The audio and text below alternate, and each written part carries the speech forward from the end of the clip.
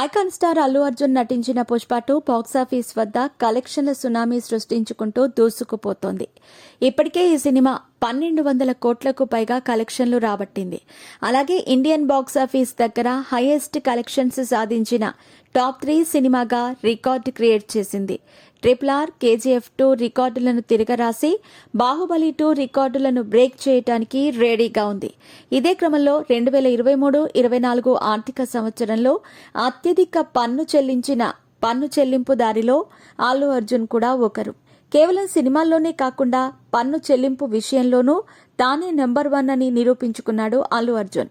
Pushpa 1 and 2 సినిమాలతో pan India star గా ప్రభంజనం సృష్టించిన అల్లు అర్జున్ అటు సౌత్ ఫిల్మ్ ఇండస్ట్రీతో పాటు బాలీవుడ్, హిందీ ప్రేక్షకుల ప్రేమను కూడా పొందాడు.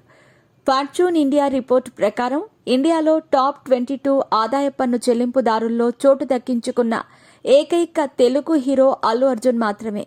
ఫార్చ్యూన్ ఇండియా రిపోర్ట్ ప్రకారం 2023-24 ఆర్థిక సంవత్సరానికి గాను అల్లు అర్జున్ 14 కోట్లకు పైగా పన్ను చెల్లించాడు.